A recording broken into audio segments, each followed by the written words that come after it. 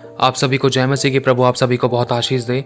इस वीडियो को बिल्कुल भी छोटा मोटा मत समझना, क्योंकि आज जो परमेश्वर का वचन आप सभी के सामने पेश किया जाएगा, आप सत्य को जान पाओगे। ये वो सत्य है जो खुदा के लिए जीना चाहते हैं और खुदा के लिए पृथ्वी की छोर तक, आखिरी छोर तक इस्तेमाल होना चाहते हैं, और जिन्होंने अपना जीवन परमेश्वर को दे दिया है और उसके चलाए चलना चाहते हैं। जैसे यीशु ने धरती पर जय पाई, मनुष्य पर जय पाई, संसार पर जय पाई, और उसी की तरह जयवंत होकर जीवन जीना चाहते हैं और बड़े बड़े आश्चर्य कर्मों के साथ परमेश्वर की महिमा करना चाहते हैं और परमेश्वर का राज्य धरती पर प्रकट करना चाहते हैं।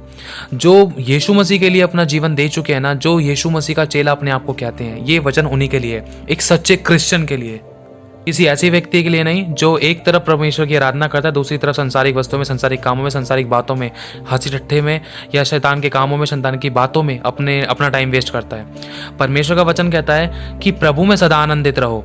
अगर जो प्रभु में आनंदित नहीं है, अगर वो व्यक्ति संसार में आनंदित है ना, तो समझ लेना उसके अंदर से परमेश्वर का आनंद चला गया है। जिसमें से परमेश्वर का आनंद चला गया तो उसके अंदर सामर्थ्य है ही नहीं, क्योंकि लिखा है कि परमेश्वर का आनंद हमारी सामर्थ्य है। और जो लोग परमेश्वर के आनंद को अपने जीवन में देख रहे हैं और सच्चाई, खराई, पवित्रता के साथ जीवन जी रहे हैं और परमेश्वर के धीरजवंत हाथ के नीचे दीनता से बने हुए हैं, परमेश्वर ने उनको अपनी मुट्ठी के अंदर कैद करा हुआ है और उनको तैयार कर रहा है। आने वाले समय में खुदावन उनको बहुत अद्भुत तरीके से संसार के सामने प्रकट करेगा। जैसे मूसा का एक समय था, मूसा को परमेश्वर ने मूसा के विरोधी के घर में ही पलवा दिया और वहां पर मूसा बड़ा हुआ। अब वही बात है, परमेश्वर आप सभी के जीवन में बहुत बड़े बड़े आश्चर्य कर्म करने पर है। बस धीरजवंत हाथ के नीचे परमेश्वर के दीनता से बने रहो। खुदावन आपको सही समय पर आने पर उठाएगा।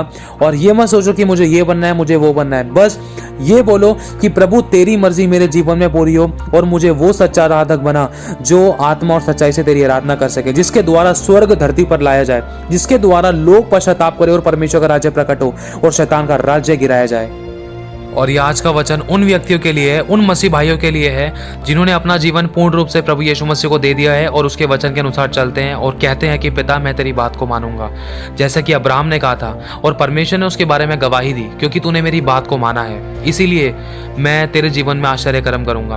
और ये आज का वचन उन सभी लोगों के लिए है जो यीशु मसीह के राह पर चलने से डरते नहीं है, जिन्होंने अपना सब कुछ त्याग दिया और जो अपना जीवन प्रभु यीशु मसीह को दे चुके हैं, जो सेवा के लिए अपने आप को परमेश्वर के आगे समर्पित कर चुके हैं। क्योंकि वचन में लिखा है यीशु मसीह के चेले बनने का एक दाम चुकाना पड़ता है, एक मूल्य चुकाना पड़ता है। यह आज का वचन उन लोगों के लिए जो आंसू बहा बहा कर खुदा के ओर ताक रहे हैं, उसकी इच्छा की बाट जो रहे हैं कि कब उसकी इच्छा मेरे जीवन में प्रकट होगी, कब वो मुझे आग की तरह इस्तेमाल करेगा, अपनी महिमा के लिए भरपूरी से इस्तेमाल करेगा, कब मैं लोगों को आग के भट्टे में से निकाल पाऊंगा। बस इस विषय में एक बात कहना चाहता हूँ, एक वचन कहना चाहता हूँ, जैसे कि लिखा है, जैसे यीशु ने कहा था कि जब तक गेहूं का दाना भूमि में पिसकर मर नहीं जाता तब तक वो अकेला रहता है। भूमि में पिसना ही काफी नहीं है, वरन उसके अंदर मरना भी जरूरी है। जब तक वो गेहूं का दाना फूटेगा नहीं ना, जब तक उसके अंदर से अंकुर नहीं निकल सकता। इसी तरीके से हमारा जीवन एक गेहूं है। लिखा है जब तक गेहूं का दाना भूमि में पिसकर मर नहीं जाता तब तक वो अकेला रहता है, लेकिन जब वो मर जाता है तो बहुत फल फलता है। जिन्होंने अपना जीवन यीशु को दे दिया है ना, चाहे आगे कुछ भी हो, मेरी नहीं, हर बात में प्रभु सिर्फ तेरी इच्छा मेरे जीवन में, मुझसे, मेरे में से, मेरे द्वारा और के जीवन में पूरी हो। मुझे ऐसी कोई आशीष नहीं चाहिए जो खुदा मुझे तुझसे दूर करे। तो इसी से रिलेटेड है बस ये उन्हीं क्रिश्चियन सच्चे मसीहों के लिए जो अपनी जान हथेली पर लेकर चलते हैं, जो खुदा के लिए जीते हैं।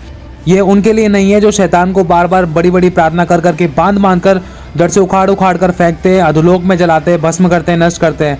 लेकिन शैतान के बेटे को, ईर्ष्या को, मदिरा को, लीला क्रीड़ा, मत वाला पंडा, दोष लगाना, बुराई करने को, ये सारे शैतान के बेटे हैं, इसको अपने अंदर रखते हैं। ये उनके लिए नहीं है। ये मैं फिर से कहता हूँ, ये उनके लिए नहीं है जो शैतान को बांध कर फेंकते हैं और शैतान के बेटे को, हर प्रकार की बुराइयों को अपने अंदर रखते हैं। तो अब हम एक बाइबल के अभिषेक के बारे में बात करेंगे जिनका नाम है एलिया।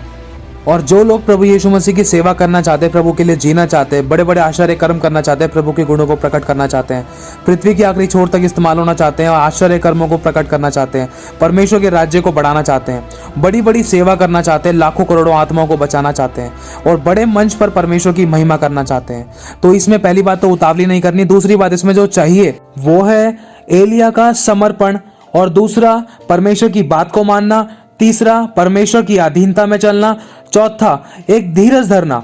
जब तक एक अभिषिक्त, जब तक एक याजक, जब तक एक परमेश्वर की जो सेवा करना चाहता है उस व्यक्ति में ये क्वालिटी नहीं होगी तो वो परमेश्वर की सेवा पूर्ण रूप से नहीं कर पाएगा। और जब तक ये चीजें नहीं होगी तो समर्पण में आग नहीं उतर सकती। जब तक समर्पण में आग नहीं उतरेगी तो चाहे हम कितना भी सुसमाचार सुना ले, सामने वाले का जीवन नहीं बदल सकता। तो एलिय्याह नबी ने ऐसा और क्या किया जिसके द्वारा उन्होंने अपनी बुलाहट को पूरा किया जो परमेश्वर ने उनके लिए रखी थी, और वो जिंदा स्वर्ग में अग्नि में रथों और घोड़ों के साथ जिंदा आकाश में उठा लिए गए।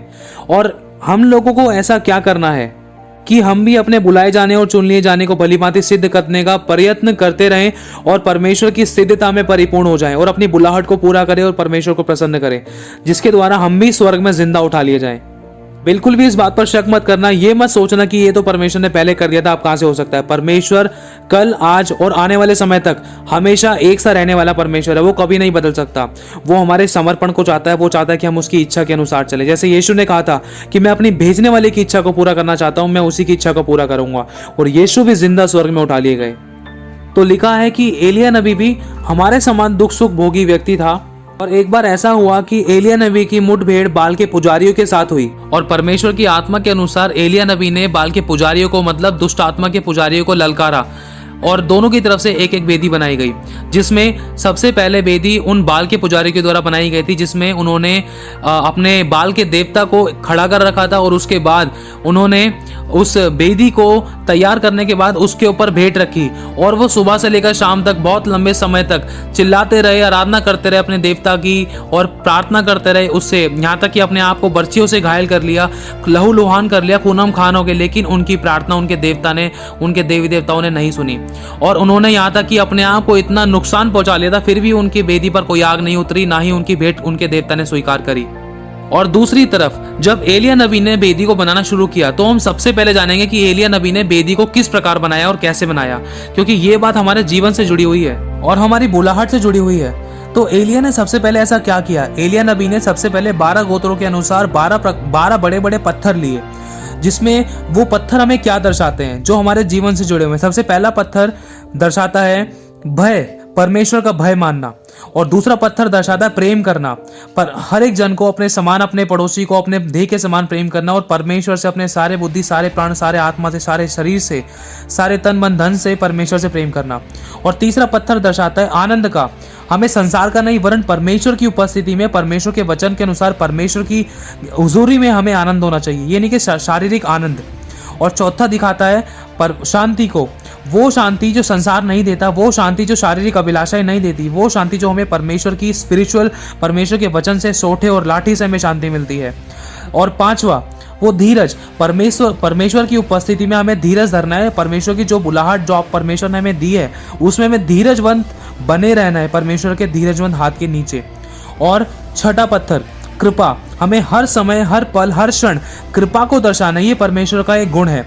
और सातवां भलाई करना, चाहे कोई कितना भी विरोधी हो जाए, चाहे कोई कैसी भी सिचुएशन है, चाहे कोई कितना भी हमारे अगेंस्ट में, कितना भी बड़ा शत्रु है, हमें हमेशा भलाई ही करनी है, ये भी परमेश्वर का एक गुण है। और आठवां है विश्वास। विश्वास की परिभाषा है, परमेश्वर का वचन कहता है कि विश्वास ही से हनोक उठा लिया गया, और विश्वास के बिना परमेश्वर को प्रसन्न करना अनहोना है। विश्वास के बारे में लिखा है कि विश्वास आशा की हुई वस्तुओं का निश्चय और अनदेखी वस्तुओं का प्रमाण है। मतलब अगर शॉर्ट में बताया जाए कि जो चीज़ है नहीं, अगर मैं उसको बोलूं कि हाँ भाई ये है, मौजूद है, मेरे विश्वास से है, मैं कहता हूँ ये व्यक्ति मरा नहीं है, ये जीवित है, मैं कहता हूँ ये बीमारी, तुम चाहे कितना भी बोलो, डॉक्टर कह रहे हैं कैंसर है, लेकिन मैं कह रहा हूँ कि यीशु के नाम से कैंसर नहीं है, ये होता है विश्वास। जो चीज़ है नहीं उसको है कहकर पुकारें, उसे कहते हैं विश्वास, जिससे परमेश्वर प्रसन्न होता है। और नौवा है नम्रता। जब तक मनुष्य के अंदर दीनता और नम्रता नहीं है, जब तक परमेश्वर का गुण नहीं है, तो वो भी परमेश्वर की सेवा नहीं कर सकता है। और 10वां है संयम, मतलब अपने पूरे शरीर पर, अपने पूरी शरीर, प्राण और आत्मा पर जब तक इंसान कंट्रोल नहीं कर सकता, अपनी पांचों इंद्रियों पर कंट्रोल नहीं कर सकता है, अपनी जुबान पर, अपनी आंखों पर, अपने विचारों पर, अपने मन पर, अपने शरीर, प्राण और आत्मा पर कंट्रोल नहीं कर सकता है, तो वो भी परमेश्वर को प्रसन्न नहीं कर सकता है और ना ही परमेश्वर की सेवा पूर्ण रूप से कर सकता है, क्योंकि लिखा है जो शारीरिक दशा में वो परमेश्वर को प्रसन्न नहीं कर सकता। और 11वां है अधीन। जब तक हम परमेश्वर के अधीन नहीं हो सकते, उसके आगे अपने आप को सरेंडर और समर्पित नहीं कर सकते, तो हम कुछ नहीं कर सकते। अगर हम अधीन नहीं है तो इसका मतलब हमारे अंदर घमंड है, या बुराई है, या ईर्ष्या है, या अपने आप को बड़ा दिखाने की एक इच्छा है और एक अभिलाषा है, या अपने आप को अच्छा दिखाने की अभिलाषा है, या हम सेखीखोर हैं। तो ये इसका मतलब परमेश्वर की हम आधीनता में नहीं है। आधीन का मतलब होता है जो व्यक्ति अपने आप को शरीर, प्राण और आत्मा से हर बात से बिल्कुल परमेश्वर के आगे जीरो कर ले, उसे कहते हैं आधीनता। आधीनता का मतलब होता है अपने आप को जीरो कर लेना और सामने वाले को अपने जीवन से ऊंचा कर देना, मतलब खुदा के वचन को इज्जत दे देना, जैसा खुदा कह रहा है वैसा कर लेना। आधीनता का मतलब होता है परमेश्वर ने कहा है कि पहले परमेश्वर के अधीन हो जाओ, फिर शैतान का सामना करो, तब वो तुम्हारे सामने से भाग जाएगा। शैतान मतलब कोई भी प्रकार की समस्या है, अगर हम अपने आप को जब तक अधीन नहीं करेंगे, जब तक हम अपने आप को जीरो नहीं करेंगे, चाहे बुद्धि में, चाहे विचारों में, चाहे शब्दों में, चाहे अपने ज्ञान में, जब तक हम हर चीज में मूर्ख और नादान और निकम्मे और हर चीज में व्यर्थ नहीं बनेंगे ना, जब तक हमें परमेश्वर ऊंचा नहीं कर सकता है। कहने का मतलब हमें अपने आप को जीरो करना जरूरी है। और आखिरी है 12वां, धन्यवाद।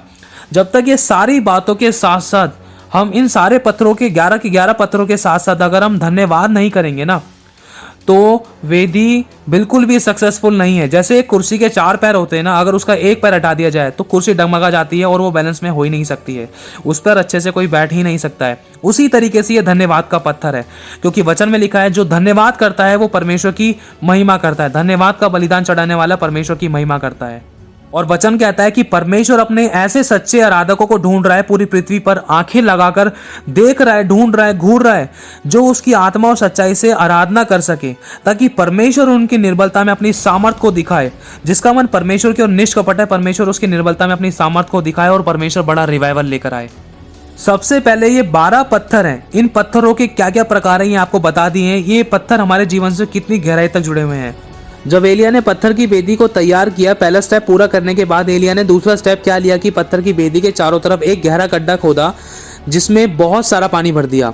अब हमें ये क्या दर्शाता है, जैसे कि उदाहरण के तौर पर ये दूसरा स्टेप हमें दर्शाता है कि अगर एक परमेश्वर का दास है तो वो बिल्कुल शून्य से शुरू करेगा परमेश्वर के राज्य को बढ़ाने के लिए। मतलब वो अन्य जातियों को जो खुदा के वचन को नहीं जानते और ना ही यीशु पर विश्वास करते, उनको यीशु मसीह के बारे में सुसमाचार सुनाकर, उनको पिता, पुत्र, पवित्र आत्मा के नाम से बपतिस्मा देकर, उनको चेला बनाकर और उनको परमेश्वर के राज्य के लिए तैयार करना। मतलब खुद परिश्रम करके, बिल्कुल शून्य से शुरू करके। ये नहीं कि किसी और की भेड़ चुरा ली, कभी किसी की भेड़ चुरा ली, ऐसा नहीं। बिल्कुल खुद परिश्रम करके, वरन ये पानी, ये पवित्र आत्मा के अभिषेक से अपने आप को एक जीवन का जल का सोता बना के दूसरों को उसके अंदर बहाना। मतलब परमेश्वर का जो जीवन का जल जो प्रभु ने हमें सेत में दिया है, उसको सेतमेत में आगे दूसरे लोगों तक ट्रांसफर कराना और चेला बनाना, यीशु मसीह का सुसमाचार सुनाना, उनको अनॉइंट करना और उनको आगे परमेश्वर का राज्य बढ़ाने के लिए भेज देना, ताकि वो भी आगे जाएं, सुसमाचार सुनाएं। तो इसके लिए सबसे पहले बुद्धि और आत्मा से परिपूर्ण होना जरूरी है। ये 12 प्रकार के जो पत्थर बताए गए हैं, ये गुण होना जरूरी है। पहला स्टेप तो ये पत्थर ही है। 12 प्रकार के जो ये पत्थर है, जब तक ये गुण हमारे अंदर नहीं होंगे तब तक वो पवित्र आत्मा का अभिषेक ना तो आ पाएगा और ना ही हम उस पवित्र आत्मा के अभिषेक के बिना किसी को सुसमाचार सुना सकते। अगर सुसमाचार नहीं सुना पाएंगे तो परमेश्वर का राज्य भी नहीं बढ़ सकता और ना ही हम बुलाहट को पूरा कर सकते जो परमेश्वर ने हमें दी है। और तीसरा स्टेप क्या किया एलिया ने? तीसरा स्टेप, एलिया ने बहुत सारी लकड़ियों को लिया और उस वेदी के ऊपर सजा दिया। वेदी के ऊपर लकड़ी को सजा दिया। लकड़ी का मतलब क्या होता है? इंसान का रोटी, कपड़ा, मकान, नौकरी, बिजनेस, ये चीज ऐसी होती है जब तक इंसान इन चीजों का सैक्रिफाइस नहीं करता तो वो यीशु के योग्य चेला नहीं है। लकड़ियों का मतलब है सैक्रिफाइस करना, अपनी बेस्ट से बेस्ट चीजों को यीशु मसीह के लिए त्याग देना, छोड़ देना। जैसे यीशु ने साफ कह दिया था कि चेला बनने का एक मूल्य है, दाम चुकाना पड़ता है। वो दाम यही है, जब तक हम अपनी नौकरी, बिजनेस को, अपने बेस्ट से बेस्ट चीजों को यीशु मसीह के लिए नहीं छोड़ेंगे तब तक हम उसके योग्य चेले हैं ही नहीं। जैसे एलिया नबी के द्वारा एलीशा का अभिषेक हुआ था, तो एलीशा ने अपने नौकरी, बिजनेस को, मतलब अपने बैलों को जला दिया था और उनका मांस पका दिया था और क्या कहते हैं, फिर कमर बांधकर एलिया के पीछे हो लिया था। मतलब ऐसा इसीलिए किया कि एलीशा को बार बार अपने नौकरी, बिजनेस की तरफ, अपने पीछे की तरफ मुड़कर देखना ना पड़े, कि ये उसका नौकरी, धंधा, रोजगार उसको पीछे की तरफ वापस ना खींचे अपने पास। इसीलिए एलीशा ने इन सब चीजों को खत्म करके एलिया के पीछे कमर बांधकर दौड़ना शुरू कर दिया, अपनी बुलाहट की ओर दौड़ना शुरू कर दिया। इसीलिए परमेश्वर का वचन कहता है कि यीशु का चेला बनने के लिए ना एक दाम चुकाना पड़ता है, क्योंकि चेलों ने भी इसका दाम चुकाया है। और एलिया नबी ने इसमें चौथा काम क्या किया? उस लकड़ियों पर एक बछड़े को लाकर रख दिया और सजा दिया। बछड़े को उसके ऊपर रख देने का मतलब है, वो बछड़ा हमें क्या दिखाता है? वो चौथा काम क्या दिखाता है? मतलब अपने आप को दे देना। एक गीत गाते हैं ना कि खुद को चढ़ा दे तो सेवा कर पाएंगे, अगर खुद मर जाए तो सुख से जी पाएंगे। और ये भी लिखा है कि जब तक कोई अपने आप का इनकार ना करे तो वो मेरे योग्य चेला नहीं है। जैसा कि यीशु ने कहा था कि जब तक कोई अपने आप का इनकार ना करे तो वो मेरे योग्य चेला नहीं है। और हम एक गीत भी गाते हैं कि खुद को चढ़ा दे तो सेवा कर पाएंगे, और खुद मर जाए तो सुख से जी पाएंगे। और यीशु के पीछे मैं चलने लगा, ना लौटूंगा ना लौटूंगा। उस लकड़ी पर उस बछड़े के रखने का मतलब ये है अपनी सारी इच्छाओं का इनकार करना, अपनी सारी शारीरिक अभिलाषाओं का इनकार करना, अपने सपनों का जो हमने सजाए हैं अपने शरीर को सुख भोग विलास देने के लिए, उन सब चीज़ों का इनकार करते हुए जैसे यीशु मसीह ने अपने आप को क्रूस पर चढ़ा दिया। जैसे पौलुस ने कहा, जैसे वचन में लिखा है कि जो व्यक्ति शारीरिक दशा में है वो परमेश्वर को प्रसन्न नहीं कर सकता। और ये बछड़ा हमें ये दर्शाता है कि जब तक हम अपना क्रूस नहीं उठाएंगे और जब तक हम अपना इनकार नहीं करेंगे, जब तक हम अपनी अभिलाषाओं को ख़त्म नहीं करेंगे, जब तक हम अपनी इच्छाओं को ख़त्म नहीं करेंगे और जब तक हम अपनी मैं को ख़त्म नहीं करेंगे ना, तब तक हम परमेश्वर की सेवा पूरी रीति से आत्मा और सच्चाई से नहीं कर सकते। क्योंकि क्रूस एक बलिदान को दर्शाता है और परमेश्वर का प्रेम एक बलिदान को दर्शाता है। अपने आप को मारना है, अपने आप की अभिलाषा को खत्म करना है, जो हमें खुदा के वचन से, प्रेम से, स्वर्ग के अनंत काल के जीवन से, परमेश्वर के अनुग्रह से दूर करती है। क्योंकि वचन कहता है कि शरीर पर मन लगाना तो मृत्यु है, वरन आत्मा के अनुसार चलना, परमेश्वर के वचन पर मन लगाना तो अनंत काल का जीवन है। और इसके बाद एलिया नबी ने पांचवा काम क्या किया? पांचवा काम किया, एलिया नबी ने 4 घड़े पानी से भर भर के होम बलि और पशु के ऊपर, मतलब होम बलि, पशु और लकड़ी के ऊपर उड़ेल दिए। 4 घड़े बड़े बड़े पानी के भरकर उस होम बलि पर और उन लकड़ियों पर उड़ेल दिए, मतलब उस पूरी वेदी को गीला कर दिया। अब पहली बात तो ये सोचने की है कि कभी कहीं गीले में आग लग सकती है, नहीं लग सकती। तो ये 5वां पॉइंट क्या दर्शाता है हमें? 5वां में ये दर्शाता है कि वो पानी वो पवित्र आत्मा का अभिषेक है और पवित्र आत्मा अगुवाई में चलना। जैसा प्रभु कहे उठे तो उठना, प्रभु कहे बैठ तो बैठना, प्रभु कहे चल तो चलना, प्रभु कहे दौड़ तो दौड़ना, प्रभु कहे इसको सुसमाचार सुना तो इसको सुसमाचार सुनाना। जैसा प्रभु कहे वैसा एज इट इज कर देना। पवित्र आत्मा के अभिषेक से भर जाना, परमेश्वर की आत्मा की अगुवाई में चलना। जो आत्मा के चलाए चलते वो किसी व्यवस्था के अधीन नहीं है। और परमेश्वर के वरदानों से भर जाना और परमेश्वर के गुणों को परमेश्वर की सामर्थ्य के द्वारा प्रकट करना, जिसके द्वारा लोग हैरान हो जाएं और चौंक जाएं और वो खुद गवाही दे, अरे ऐसा कैसे हो सकता है। बिल्कुल ऐसा ही एलिया नबी के समय में हुआ था। जब उन्होंने वेदी के ऊपर जब पानी डाला तो वहाँ के सारे बाल के पुजारी और वहाँ के जो लोग थे वो देखकर हंसने लगे कि अरे अब तो वेदी के ऊपर आग जल ही नहीं सकती है, अब तो आग उतर ही नहीं सकती है इस पर, क्योंकि ये तो वेदी की लकड़ियाँ और वेदी का ये बछड़ा ये तो गीला हो चुका है। पूरी वेदी तो एलिया ने गीली कर दी है, अब गीले पर आग तो लग ही नहीं सकती है। जिसमें लोग हैरान हो जाएं, चौंक जाएं, एक ऐसा अभिषेक कहलाता है। और जब तक ये अभिषेक नहीं होगा, जब तक किसी के बंधन नहीं टूट सकते, ना तो परमेश्वर के आश्चर्य कर्म प्रकट हो सकते। और जब तक आश्चर्य कर्म प्रकट नहीं होंगे, जब तक किसी के बंधन नहीं टूटेंगे, तो कोई यीशु को अपना प्रभु कह ही नहीं सकता है। और इसके बाद एलिया नबी ने उस वेदी के ऊपर 3 से 4 बार पानी और डाला, ताकि लोगों को लगे अरे ये तो हो ही नहीं सकता, ये तो हो ही नहीं सकता। लेकिन परमेश्वर नाउमीदी में उम्मीद का परमेश्वर है। एलिया ऐसी आत्मा और सामर्थ, ऐसी ताकत से, ऐसे अभिषेक से भरा हुआ था, ताकि जो कोई उसके कांटेक्ट में आता था वो सब यीशु के, परमेश्वर के आगे घुटने टेकते थे। अगर परमेश्वर की सेवा करना चाहते हो तो उनके अंदर ये ऐसा अभिषेक, आत्मा से भरा हुआ अभिषेक होना जरूरी है। जब तक अभिषेक नहीं होगा तो सामने वाले के बंधन नहीं टूट सकते। और एलिया नबी ने ये पानी को वेदी के ऊपर 1 बार नहीं, 2 बार नहीं, 3 बार नहीं, वरन 3 से 4 बार लगभग डाला। और थोड़ा नहीं, वरन घड़े भर भर के डाला। और जो लोग इन बातों को देख रहे थे, इस परिस्थिति को देख रहे थे कि एलिया क्या कर रहा है, अच्छी वाली वेदी को पानी से क्यों भिगा रहा है, इस पे तो आग लगी नहीं सकती है। जो लोग मजाक उड़ा रहे थे, अब उनके साथ क्या हुआ? तो जो वो पानी था वो बह बह कर जो गड्ढे की तरफ, जो गड्ढा खोद रखा था एलिया नबी ने उस वेदी के चारों तरफ गोल गड्ढा, उस गड्ढे में वो पानी बह बह कर आ रहा था। इतना सारा पानी था। फिर उसके बाद जब ये सब कुछ कंप्लीट हुआ तो उसके बाद एलिया नबी ने अपने आप को जीरो किया, अपने आप को जीरो किया। जैसा कि आपको बताया था कि वो 12वां पत्थर, 12वें नंबर का मतलब आखिरी पत्थर कौन सा है, एलिया नबी ने अपने आप को बिल्कुल अधीन किया। अधीन करने के बाद धन्यवाद किया, जीरो किया, परमेश्वर का धन्यवाद किया, परमेश्वर तूने इतना किया, तेरा बहुत शुक्रिया। और जब एलिया नबी ने अपने आप को जीरो किया, फिर उसके बाद एलिया नबी ने परमेश्वर की दुहाई दी। दुहाई किस प्रकार से परमेश्वर को पुकारा कि हे अब्राहम, हे इसहाक, हे इज़राइल के परमेश्वर यहोवा, आज यह प्रकट कर कि इज़राइल में तू ही परमेश्वर है और मैं तेरा दास हूँ और मैंने ये सब काम तुझसे वचन पाकर किए हैं।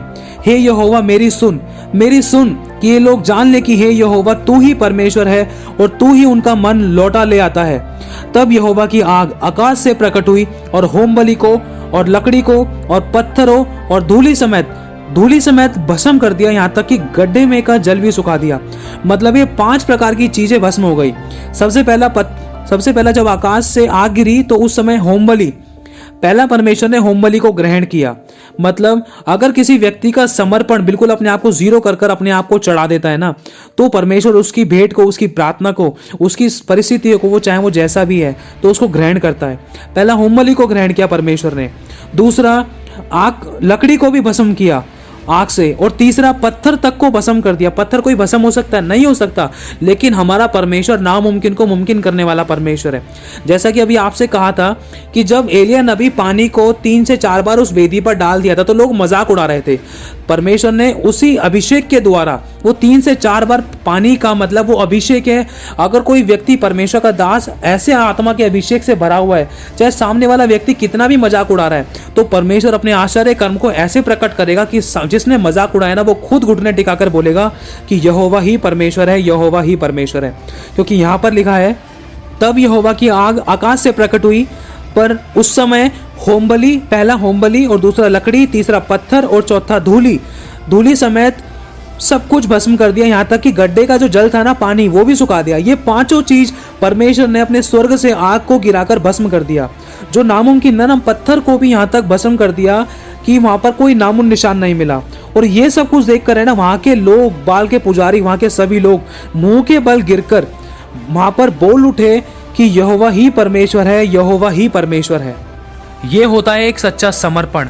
ये होता है अपनी बुलाहट को पूरा करना और अपने आप को परमेश्वर का सरेंडर करना, दीन करना, शून्य करना, नम्र करना और अपने जीवन से खुदावन को ऊंचा उठाना। मतलब परमेश्वर के वचन को इज्जत देना, पहला स्थान परमेश्वर को देना, हर बात में परमेश्वर का चुनाव करना, जैसा परमेश्वर कहे एज इट इज कर देना, ना तो कुछ पूछताछ करना, ना तो कुछ क्वेश्चन करना। जैसा परमेश्वर ने कह दिया, बिना पूछे सोचे समझे ऑन द स्पॉट कर डालना। तो बस साफ बोलना, सुखी रहना, इतना कहना चाहता हूँ कि जो बातें परमेश्वर ने अभी एलिया नबी के द्वारा आपको और हमें सिखाई है, कि पर एलिया नबी ने 4 से 5 स्टेप, 5 से 6 स्टेप जो भी उठाए हैं, वो 12 प्रकार के पत्थर और वो लकड़ी, होम बलि और पानी डालना, गड्ढा खोदना, और ये सारी बातें जो परमेश्वर ने उनके द्वारा सिखाई है और इनकी गहराई में जो प्रकाशन प्रभु ने आज आपको और हमें दिए हैं, अगर इसके अनुसार हम करेंगे ना, तो खुदावंद को प्रसन्न भी करने पाएंगे और परमेश्वर की बुलाहट को जो खुदावंद ने हमें दी है उसको हम पूरा भी करने पाएंगे। और परमेश्वर हमें आग की तरह इस्तेमाल करेगा, जो हमने कभी सोचा भी नहीं। क्योंकि परमेश्वर का वचन कहता है, जो बातें तेरे मन के चित्त में नहीं चढ़ी, जो बातें तूने कभी सोची नहीं और जो तेरी आंखों ने नहीं देखी, वो मैं तेरे लिए करने जा रहा हूँ। तो अपने आप को समर्पित कर। बस इतना कहना चाहता हूँ, अगर आप खुदावंद के लिए पृथ्वी के आखिरी छोर तक इस्तेमाल होना चाहते हैं, तो दीनता से उसके धीरजमंद हाथ के नीचे बने रहें और उसके अधीन हो जाएं और ऐसा समर्पण लेकर आए जिसके द्वारा परमेश्वर का आत्मा आपसे बोले और बातचीत करे। वो खुदावंद खुद ही आपके साथ एनकाउंटर करके आपको भेजे और आपका हाथ पकड़कर आपको चलाए और आप उसके साथ साथ चलो, ना उससे तेज ना उससे धीरे, वरन उसके साथ साथ चलो। जैसे हनोक उसके साथ साथ चला था और हनोक परमेश्वर के पास उठा लिया गया। क्यों? क्योंकि परमेश्वर को हनोक ने प्रसन्न किया। प्रभु आप सभी को बहुत आशीष दे। आप सभी को जय मसीह की।